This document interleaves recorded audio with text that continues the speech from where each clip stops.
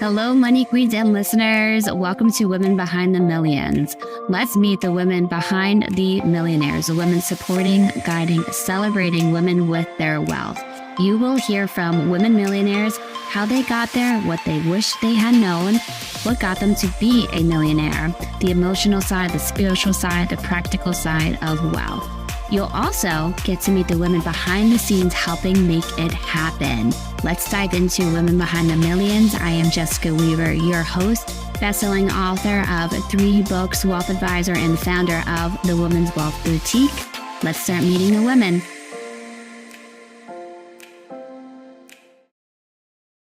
Hello. Welcome back to Women Behind the Millions. I am your host, Jessica Weaver. And tonight, it's all going to be about the people who are supporting you at work. Cannot wait for tonight's episode and to get in it with our guest. Well, we're going to start with this quote, and she uses this quote in the beginning of her chapter in our new book at Pink Fix Productions, Beyond the Broker. Okay, so at the end of the day, you are the only one that is limiting your ability to dream or to actually execute on your dreams. Don't let yourself get in the way of that. And that is a Fallon Fatami. I probably butchered that name. But boy, is this true. I regularly, when I meet with my own team at the Wealth Boutique and then also Pink Fix Productions, we will all come together and we can see very clearly clients getting in their own way, our advisors getting in their own way. And then we come together to see, how can we best get them through this? What is it that they need? And having those more open questions with our clients, our advisors, prospects that we're starting to work with on saying, I'm curious, what is it that you need help with to overcome this? Is it more education? Is it more trust? Is it getting to know us more? What is it? And I think a big piece of it, especially for women, is learning to trust our own instincts, our own intuition. Because why? We are so focused on helping everybody else around us. We forget about ourselves and what is it that I need in this moment? And so when you cancel out that outside noise, right? Well, how do we do that?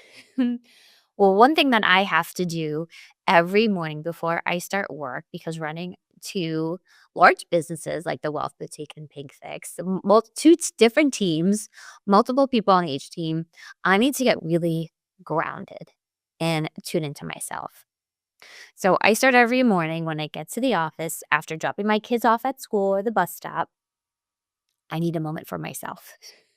So I sit down and I fill a full page in my journal on what I'm grateful for, because that really gets me in the right mindset to approach the day. And then after that, I go through what I'm calling in. So then another page of what I'm ready to receive. And I take note of, let's say, I'm an energetic match to receive $500,000 months. I then say I'm so grateful to receive $500,000 months. And then I frame it so that my mind kind of flips the switch and I say, I'm the kind of person that receives $500,000 months. Okay. And when your brain hears it that way, it's going to look for proof on why you are the kind of person that receives $500,000 months. So my brain, then I start to think of, well, this month I've had a $300,000 month. I've had a $250,000 month, and it keeps climbing. So I'm on the way. I see in the pipeline things that are coming into the business as well for it.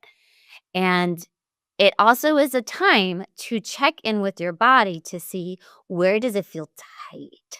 Where does it feel like I don't have capacity for this?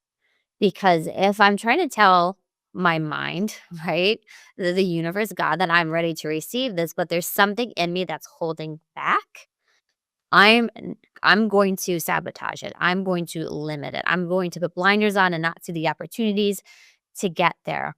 I see this a lot with women where it now feels like too much work to hit that next level, too much responsibility, too many decisions to be made, too much pressure that we're putting on ourselves too.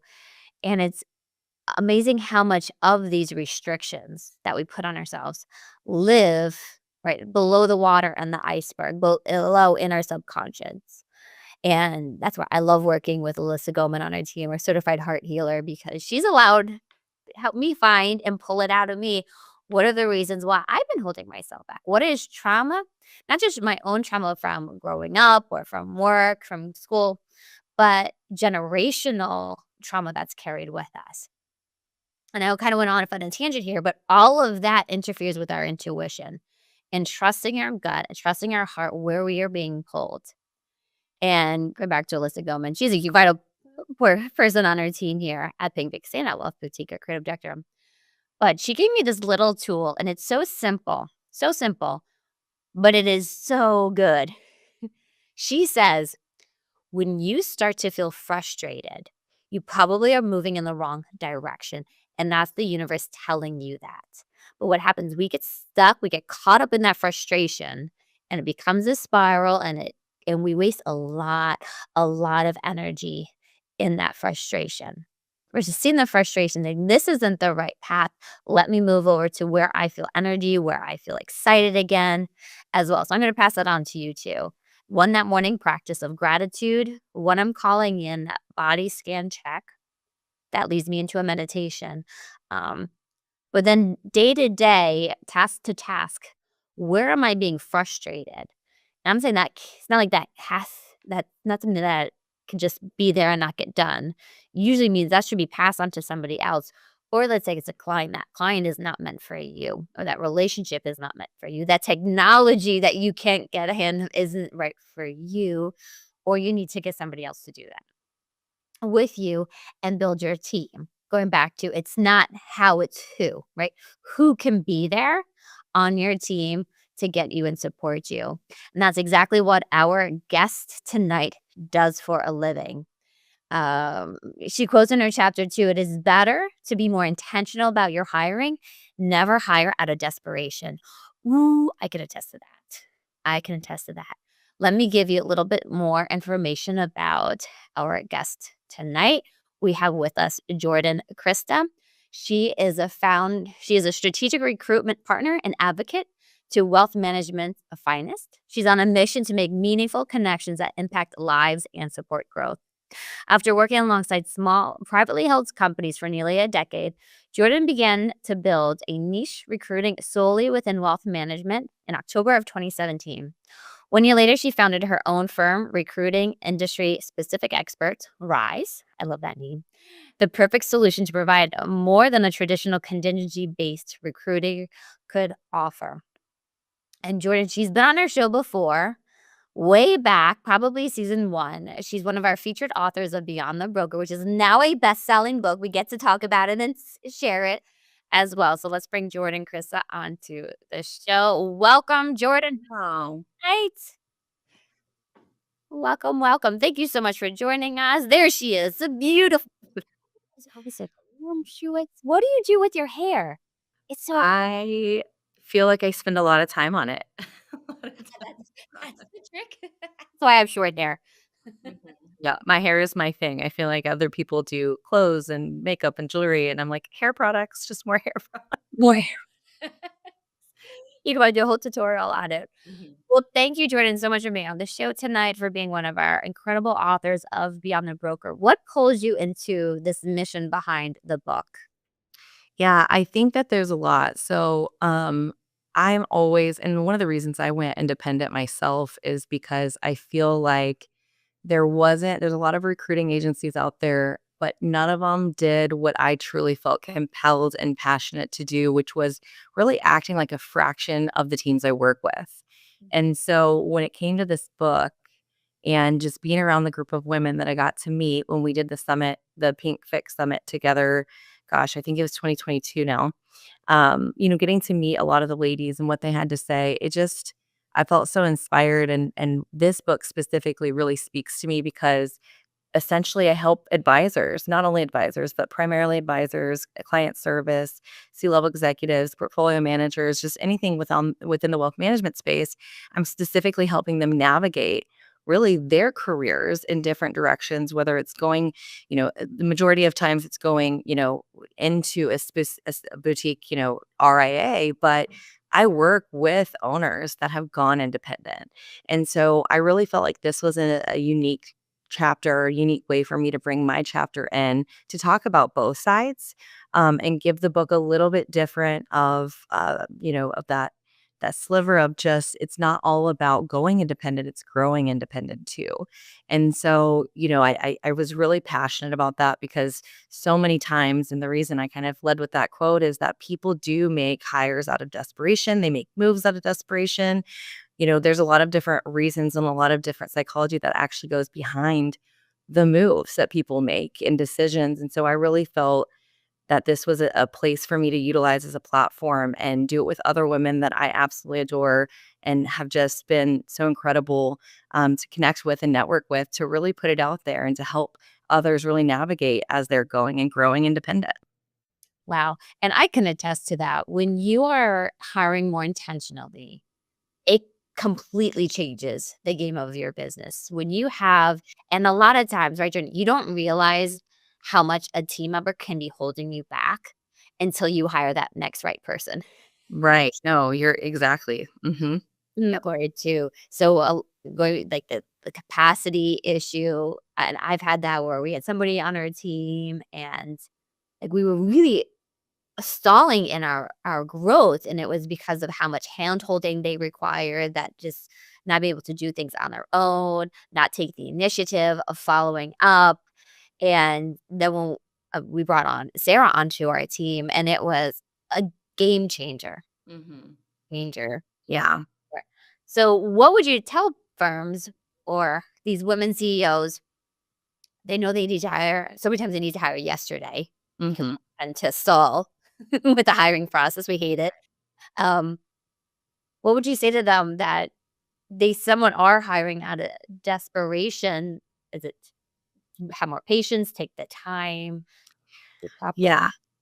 I think the biggest thing, and there was definitely so much I feel like I could or wanted to write but couldn't fit into one chapter. So I tried to kind of give a high level overview, but essentially the biggest the biggest step in the right direction is to take a step back, which sounds kind of silly, but in order to really be intentional about your hiring, you have to be intentional about the strategy that you're putting behind the hiring process. And so much or so many times we're in networking groups or we have a mentor or we have a friend or we have somebody that we know from somebody that was referred to us, and we end up just hiring the people that are in front of us or that were referred to us because that's we're in desperation mode. We needed to hire yesterday. This person is in front of us. They seem to be qualified. And so we just hit go on it. And the reality is that, and even if you have an actual interview and hiring process, the majority of the best candidates aren't always the best employee for that firm, just depending on what you're looking for.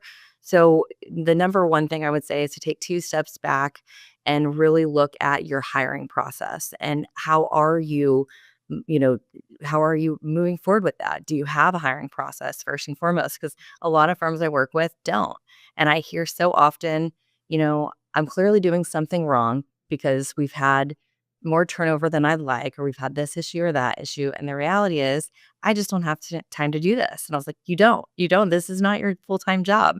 And so, really working with a partner who understands what your firm needs and your core values and your culture. I think the big telltale for me is if you're working with a recruiting firm or you have a fractional um, anything, operations, business consultant that you're working with, the number one thing that's so important is to understand the why behind the what and understand the core value because while people can technically align, a lot of it has to do with personality, especially in these smaller boutique firms. So being intentional about not only what you're hiring and who you're hiring, but why you're hiring and what that ideal persona looks like, not just what the job description looks like. And I can't encourage people enough to work with people like you, Jordan, with a recruiting firm because you do so much of the work that we hate to do. Mhm. Figure out interview questions. How do you even find new people? I mean, it's really hard as you were talking about, like, you're stuck in that inner circle, um, or, just how far you can reach on LinkedIn or word of mouth versus having people like you who can cast a much wider net to Mhm. get them through the process and not waste the CEO's time or the Right. time with it. What does your recruiting process look like working Yeah. with a firm? Absolutely. So the first thing I do with every firm essentially is to really sit down and understand what they've been doing.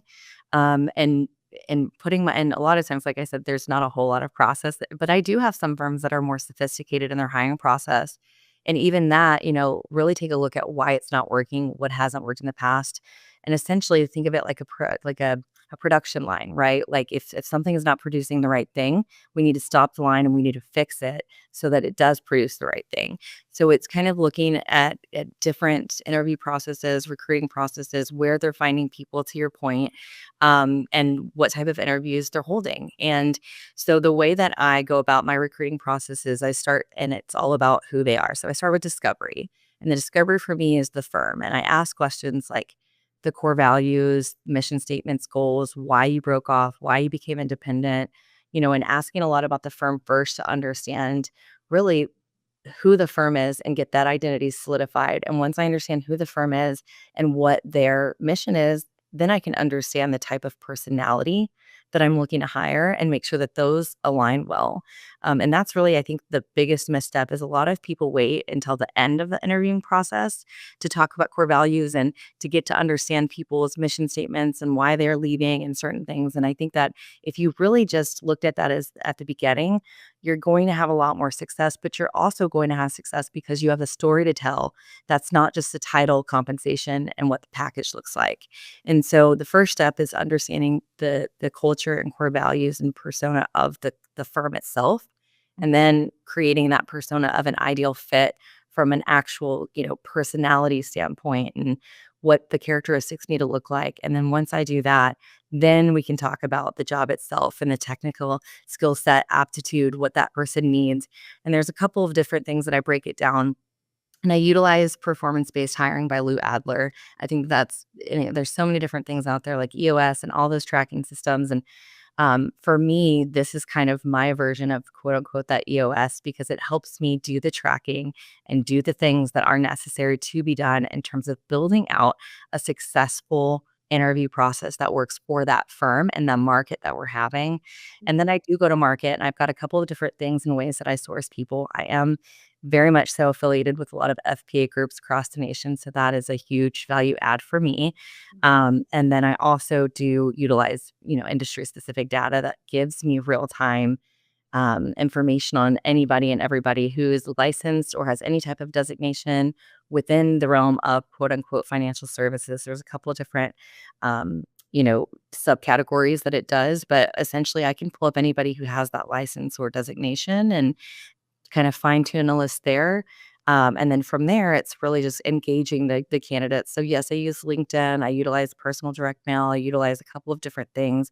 But before I can even get to that point, again, I can't say how valuable it is to create the story because I think sometimes when your first attempt to recruit, and I think a lot of times when you have that internal recruiting going on, you don't have a lot of time or bandwidth, right? So you're like looking and scouring, you're shooting messages on LinkedIn. It's like, hey, I'm hiring a, you know, relationship manager. I'm hiring a COO. I'm hiring this. I mean, right now I have an office administrator, which is kind of a one-off for me that I do for a firm that I'm a fractional part of here in Houston. And they're having a lot of trouble attracting the right talent because up to this point, they've been just kind of saying, hey, we're hiring a receptionist. We're hiring a this, we're hiring that. And there's been not a whole lot of traction or there's not a lot of reception with the people that are receiving the end mail because it's actually such a bigger job than just that with a growth opportunity internally to become an operations person, to become an advisor. And so it's really about the narrative that you're selling. And the problem when firms internally try to do hiring and don't have the bandwidth, it's not even just that they're not identifying the right people, but once they do identify the right people, they're not engaging with the story first. They're engaging with the job title first and what it pays. And that's not necessarily going to trigger, especially those passive candidates, to be excited. And a lot of times, I hate to say this, but the active candidates that are looking aren't going to be what you're looking for because it's such a niche market and every firm is so different in terms of what you're looking for culturally. So there's a lot of the why that goes into being intentional. And then once we do have that list, we can start engaging and follow up and having conversations. And then I go into my qualifying process, which is a whole nother realm of things. But I do a Berkey, I do a lot of assessments, but a lot of for me, the vetting process is surrounded by if they are a right personality fit and if they are the right person that can grow with the firm long term.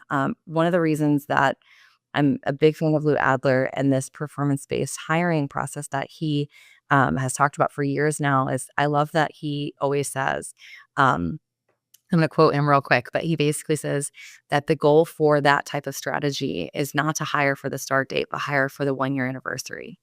And I think that that's so important because when we do make decisions based on desperation, we're looking at what immediate lift that they can give us. What we should really be looking at is the lift that they can give us long term, but also who they can grow into as a part of the firm. And so all of those little things really do make a difference in the process. Yes, I love that. So I was gonna ask you, what are employees looking for when they're going to join a new firm? And you talked about the growth. What we do, we build out. What does their career path look like, so that they're not going to be stuck in this role, and they're going to constantly be growing and evolving as the firm is growing and evolving. What are things that staff, employees, future employees, they want from a firm? What are different aspects that can make your firm a little bit more shiny and attractive for them? Right. So the recruiting term for that is the EVP, right? Every firm should be looking internally at their EVP, which is the employee value proposition. So if you're not looking at, because a lot of times when you think about business and you think about growth, right? It's externally. What are clients looking at? What are prospective, referrals, or what is your website showing? And all of that is traditionally geared towards current and potential clients for RIAs, right? And so I think what a lot of firms they miss the mark on is, okay, but what is your employee value proposition saying? And it goes past just the website. It's what, when you're meeting with them, the very first conversation that you're having, it's about who you are. Again, I go back to that culture and core values, but an employee value proposition should really consist of quite a few things and in a very short amount of sentences, right? So like 3 to 5 sentences, essentially every job description should start with an employee value proposition, right?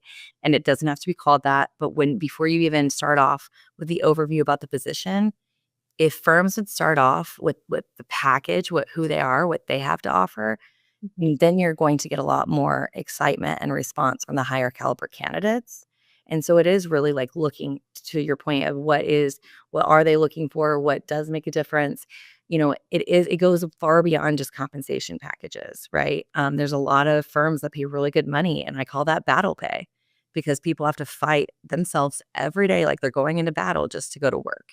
And so COVID and all of that has shifted quite a bit, but I feel like we are kind of getting back. There's a lot of remote positions still, but there's also a lot of companies that are fully back in the office. So that was a high, demand back during and after COVID. Now it is more of the hybrid as long as you have options.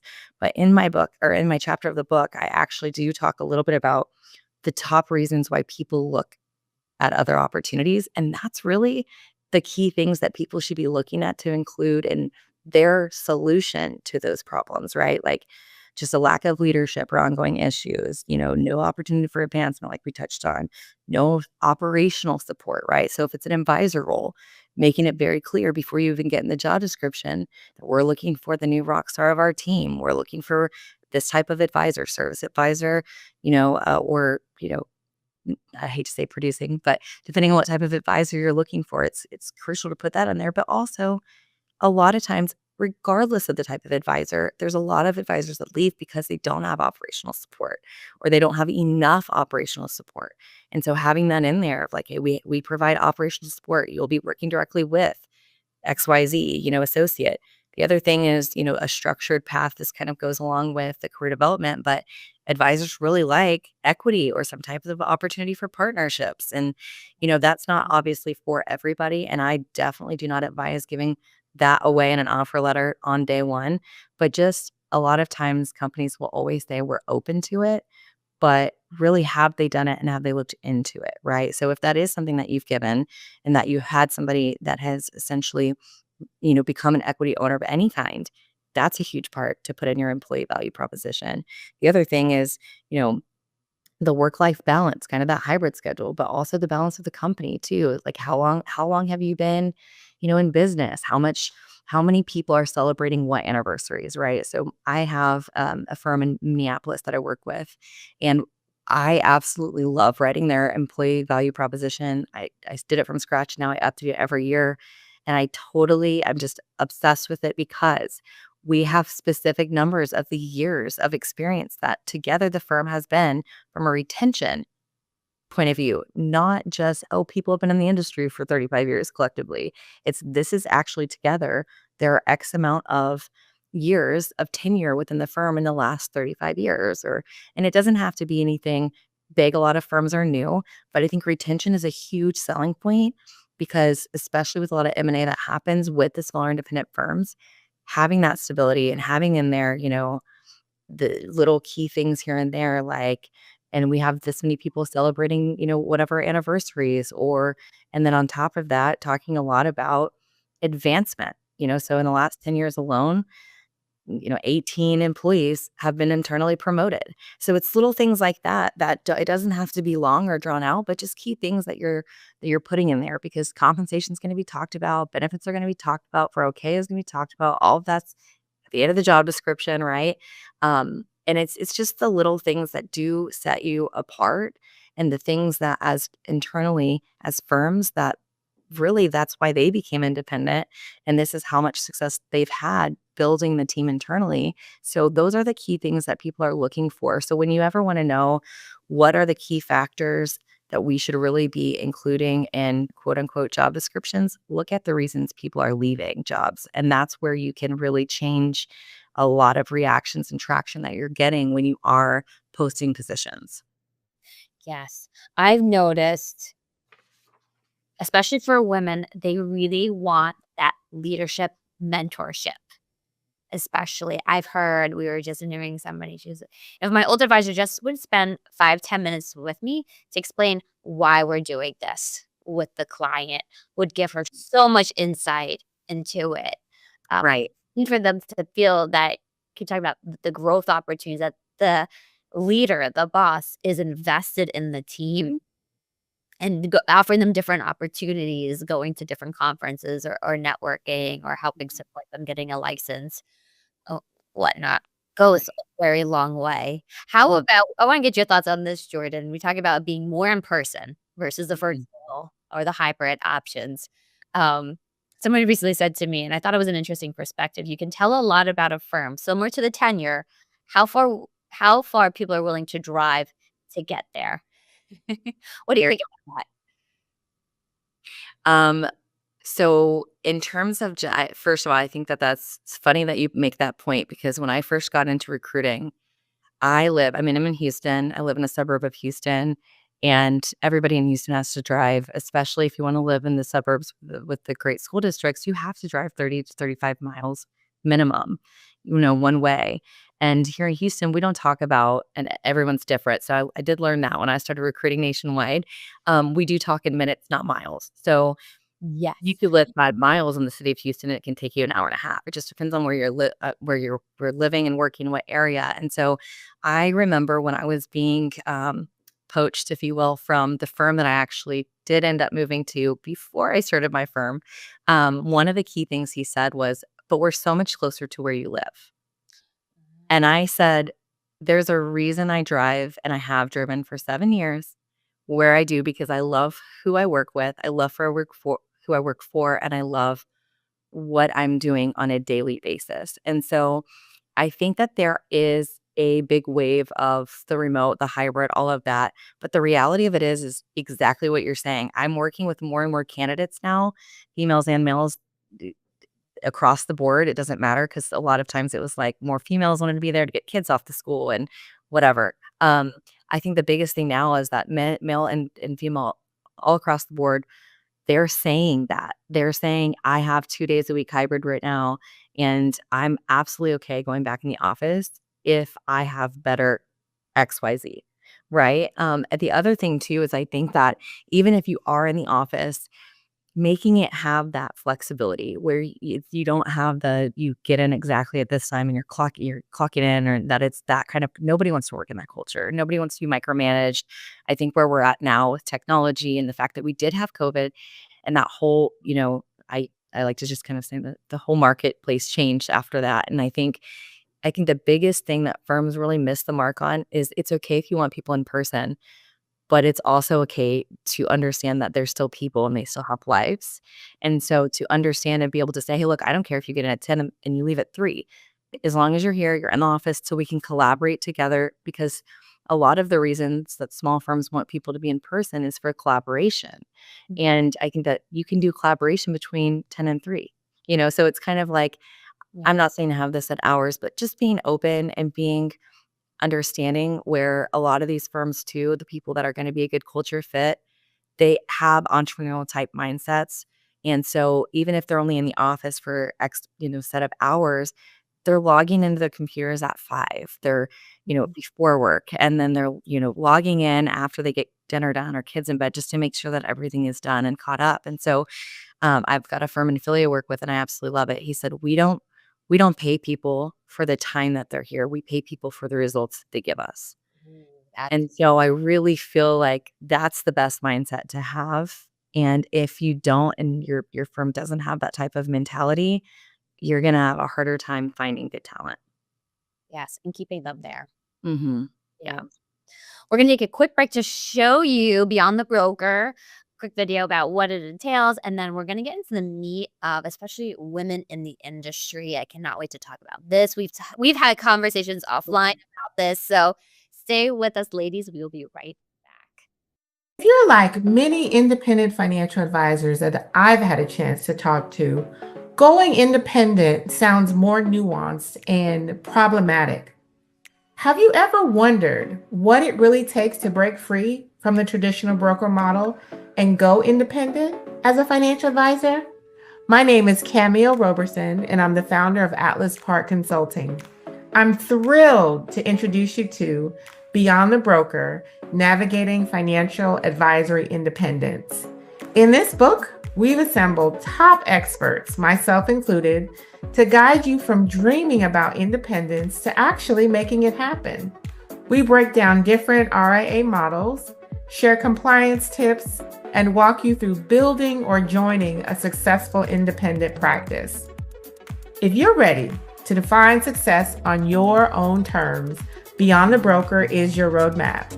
Grab your copy now and start taking control of your future as an independent financial advisor. Get your copy today. All right, we are back with Jordan Christa here on Women Behind the Millions, one of our authors of Beyond the Broker. You can grab it now at pinkfix.com. It is pinkfixproductions.com. Sorry about that. It's a best-selling book already. All book proceeds go towards our scholarship fund, our Financial Trendsetter Scholarship Fund that gives a scholarship to a young woman who wants to study finance or economics. Our big push here at the Wealth Boutique to get more women into the industry and keeping us here too. It's so important.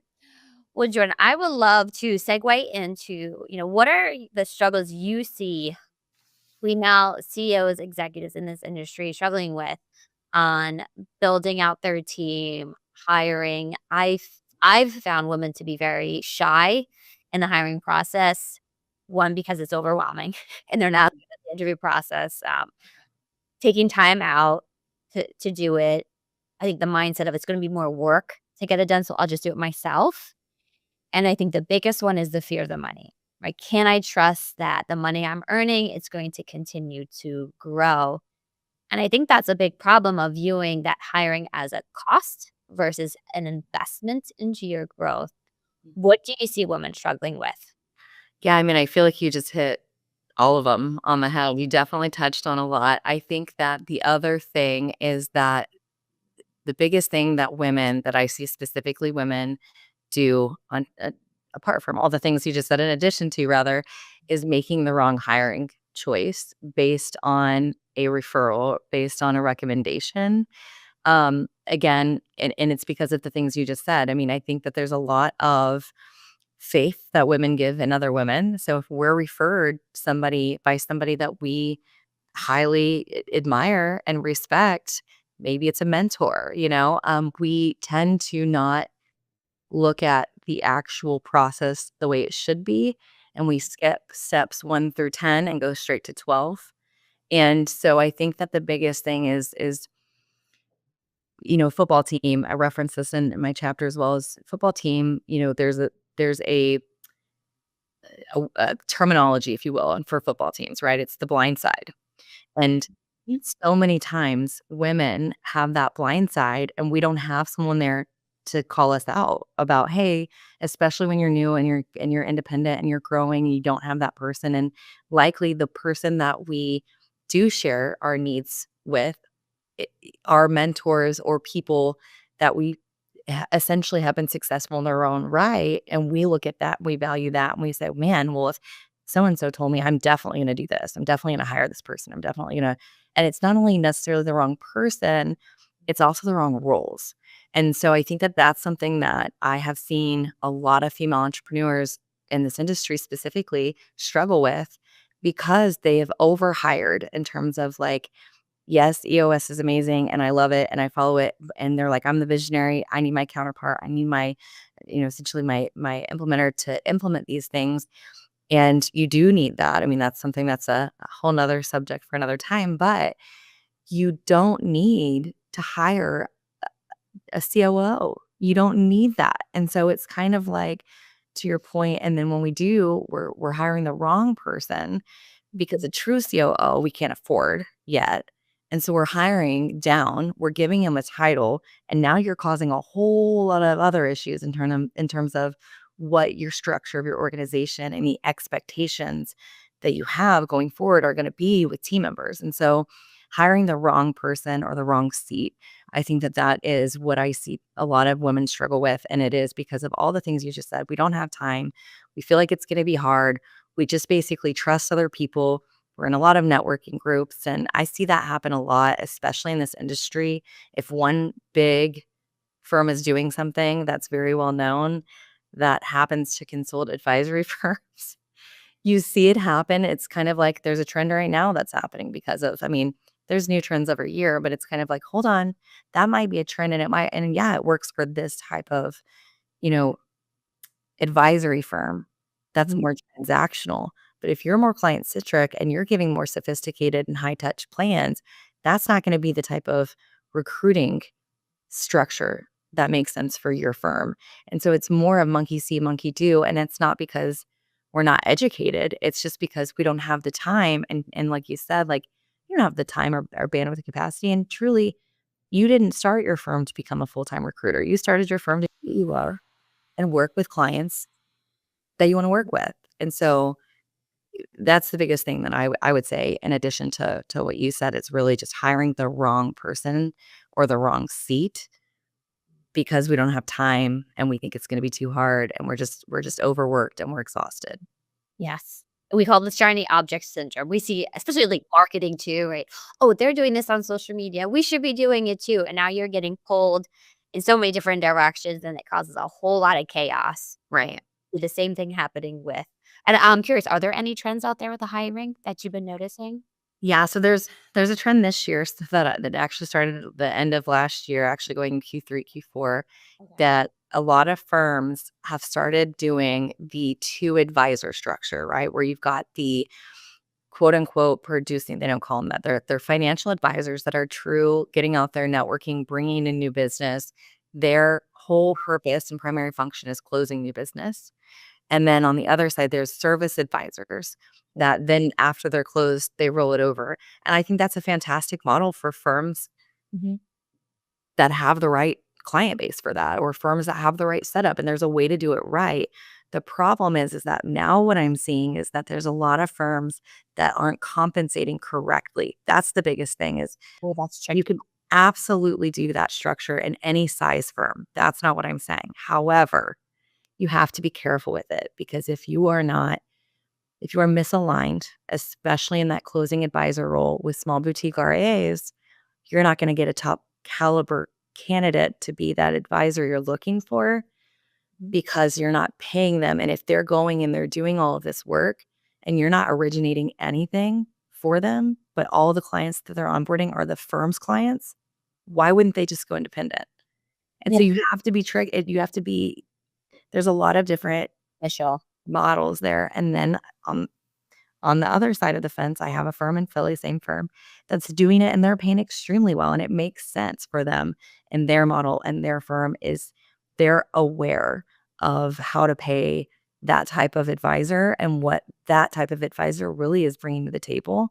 They also aren't making them self-originate their own leads. So it's different. It's basically like if something is a trend, just make sure that you are actually thinking through all of the things and not just doing it because another network group you're associated with or XYZ firm is doing it and they've added, 500 million in a year or, they've grown to 3 billion from 750 million. I mean, I hear all these crazy stories and the reality of it is where there's such quick growth, it immediately seems like a good thing. And it's kind of like when new products come out, you don't really know what the fallout's going to be because there hasn't been enough scientific facts of what's happened during the time that people have used those products, if you will. It's the same thing with hiring. And so people are so quick because it's that mentality of, oh my gosh, but all these firms are bringing in so much business with this model. A couple of years ago when I got started, it was the tax model. Everybody wanted to hire a tax manager to do the tax. And then it was marketing. Everybody wanted a marketing person internally instead of, looking for it in an outsource. And now and then it was client service, and client service was crazy during 2020. And that's a whole nother, that was insane. That I was like, oh my gosh. And still, I mean, that really hasn't faded out. I mean, the need for client service, but the demand changed in 2020 because people realized with all the movement that happened that they really needed an actual career operations person in that role because it can't just be a revolving door because then you don't have anyone to train that next person, that you do have a specific track to advisory. So again, there's a lot of right or wrong ways to do things. And that's the thing of just being aware that whatever is the trend and whatever is happening and seems to be taking off in the market like crazy, be very aware and understand and do the research and make it yours. Don't just copy and paste, make it your own. Because if you are essentially copying and pasting from a firm that isn't doing it right, or their model's not essentially in alignment to your model, it's not going to work and it's going to fizzle out. And then you're going to have turnover and that's never good for anything. So, No, thank you for sharing. Very interesting trends that have mhm. been happening. And it's true. Yeah, as you're talking about, I'm like, you're right. It does seem when we try to go out there and meet different advisors and different firms and see what they're doing, be very collaborative, sharing best practices and whatnot. And I'm like, that is true. Yeah. Fascinating. How about you talked about this before, Jordan? Trying to recruit women to join your firm and them really kind of flip-flopping back and forth. They're a lot of times are not in the best firm, whether it's culture, values, a toxic environment. You Mhm. get it so far. Here's a firm that's a lot more alignment with who you are and what you value, and yet they're very gun shy to make the change. Yeah. So I see that so often, and it's also something I talk a little bit about in my chapters. Essentially, I talk a little bit about the pattern, right? And it's all about so women tend to be over loyal to a fault. So if somebody, I'm going to use an example of an advisor I actually have here in Houston that officially just signed her offer letter. So I feel like I can talk a little bit about her, but I'm not going to say who it is, but someone in Houston that just did this. And she was with somebody for 9 years. I mean, she started her whole career right out of college with somebody that essentially was her mentor for so long. Then they got bought out by one of the big names that's another trend, but that's a whole nother topic that bought them out and they changed their model. And so they were able to break off and do their own thing, but they weren't doing comprehensive financial planning anymore. It was specific to two different avenues that were not investment management or financial planning. I'll say that. So whenever that was happening, the loyalty that was there was, well, I've learned so much from this person, or they're the whole reason that I have this career. And as women, when we have good mentors, we tend to stick to them because good mentors are hard to find. But we're also going to talk a little bit about the not so healthy toxic environments too. And the reality of it is it doesn't matter why you're choosing to stay, whether it's because of you're over loyal to a person because you genuinely respect and value and adore who they are and what they've given to you in the industry, or you feel stuck because you're in a toxic environment and you feel like you're exhausted, but every time you have a need or you say your frustrations, they throw money at you. Or they say, oh, we completely understand, we're going to change it. And then these promises never come to fruition or fully to fruition. So there's a lot of reasons that women stay due to loyalty issues. We'll just say that. So the blanket statement is loyalty issues, but that's a whole complex subject in itself. But what I see happen is they finally get to a point that they're ready, whether something happens, their breaking point, whether, a life change happens in their life, something occurs, whether it's that day, that season, in the office or in their lives, where they say, I'm done. Something switches and they're like, it's time, right? In a healthy or unhealthy situation, both can occur, both do occur. So what happens is we tend to make decisions more emotionally instead of logically when we're at that point because we're working off of emotions. And in our head, we've been telling ourselves, we know we need to leave, we know we need to leave, we know we need to leave. So when we actually leave, we feel like we've been thinking about it for a long time. So we've already done the work to know we have to leave. But the reality is a lot of times women aren't actually putting in the work of where they want to go. So they know they want to leave. So they tend to make quick, impromptu decisions, especially if they're entrepreneurs, because entrepreneurs tend to have a very high quick start on the goal. Mine's a 9. Hi, I'm here. That's me. All the rest are lower. I also give my full Colby in my chapter because I think it's really important. But that's what happens. We have more of a I'm done. I'm gonna leave. And we choose the first decision or the decision that looks the shiniest on the outside. Or, and this is why I trademarked the matchmaker, it's so similar to relationships and why people get divorced, right? It's like they're like the top 10 reasons, or I don't remember, 5, 10 reasons of falling out of love wasn't even one of the top reasons. So you can still have loyalty and love for the person, but you're ready to leave for whatever reason. And what happens to women when they make the jump, they tend to look at law of recency. So what are the top issues that I was having that made this decision for me? And that's the only thing they're looking at the new place is where and what do they have here that solves these 2-3 issues. And we forget about all these other amazing things or all these other issues because they've been satisfied where we are. And so then we make the move. And it's like, oh my gosh, I didn't even think about asking about operations. I didn't think about asking all these other things. And so it's really crucial to take a step back and write down your ideal. And I kind of walk you through this in the chapter of like making your timeline, whether you're going or you're growing independent, you have to make a timeline. But before you even make a timeline, you have to make that list of like I will not compromise. This is what I'm looking for. This is my ideal career home, my ideal, hire, whatever it may be. You have to create the list. That way I always say, make the list and check it twice so that and get somebody that you do have as a mentor to look at the list because they'll see the blind sides of what you're not looking at. And so it's really big to be more intentional. And that's why women tend to get stuck in a pattern because we're so scared of leaving and we finally leave. And then we're stuck in a place where we're not fully happy and we made the wrong decision. And we're like, oh my gosh, I have trauma still from it. And I'm thinking about leaving again. And so the pattern begins again. And it's really, I always say, whenever you're looking to leave specifically, make sure you're not running from a job, make sure you're running to it.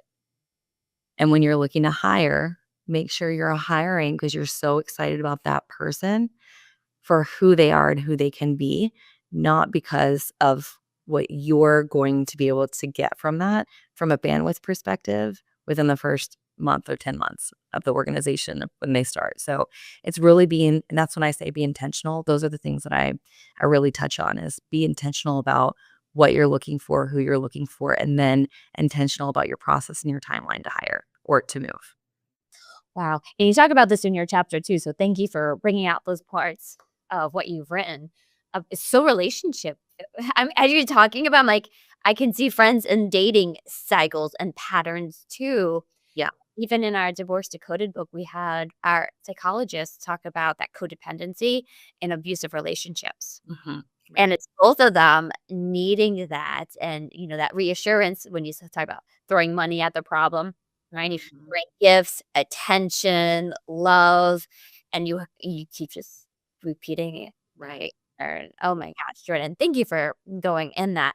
We're going to take a quick break to show you about our Financial Trendsetters Mastermind and Gala that raises more money for a scholarship. And then one critical question for Jordan when we return. We'll be right back. Get ready, ladies, for an unforgettable night of empowerment, celebration, and community. Join us for the 4th annual Pink Fix Gala on May 14th and 15th here in New Jersey. Experience the magic of bringing together visionary women, leaders, and change makers in an evening dedicated to growth, connection, and leaving an impact. From powerful keynote speakers to exquisite dining and dancing, the Pink Fix Gala is your chance to celebrate your journey and be inspired by others.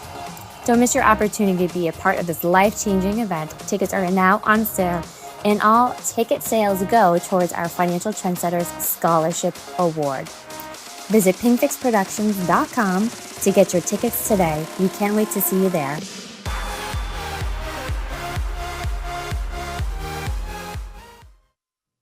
All right, ladies, we are back with Jordan Christa here, and we have one more question for you, Jordan. Are you ready? I'm ready. What makes you a woman behind the millions? Oh, well, that was adorable. Oh my goodness. So I would say what makes me a woman behind the millions is really having the passion to impact not only the industry, but to impact the lives of other women to help them understand how to move past certain issues that have been created through hiring. And so much of what can help them become more productive in their business and really, like you were saying, not be held back by the wrong person is having the right person in the right seat and knowing what that intentional hire looks like. And so I am a woman behind the millions because I'm helping women make more millions. Yes. And and usually our firm is our largest asset, right? Business valuation every year. I would encourage every owner of a financial firm or business to do a business valuation every year, and to think about the succession planning of it, because that is a huge asset. And as that grows and strengthens, we're able to do the same for our clients and their families. There's such a ripple effect when you are working like Jordan and being such an integral part of building out that team. That's what's running the firm. Let's be honest. It's not me. It's the team. Is huge. So thank you, Jordan, so much for the work that you do, for being a part of Beyond the Broker, our newest book at Pink Fix Productions. And just let everyone know, where can they find you, Jordan? We'll have all the links for everybody too. Yeah, so you can find me at www.risesrp.com.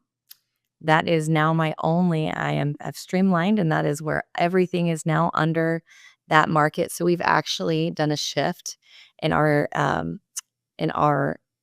organization where we are actually no longer just Rise. We are Rise Strategic Recruitment Partners.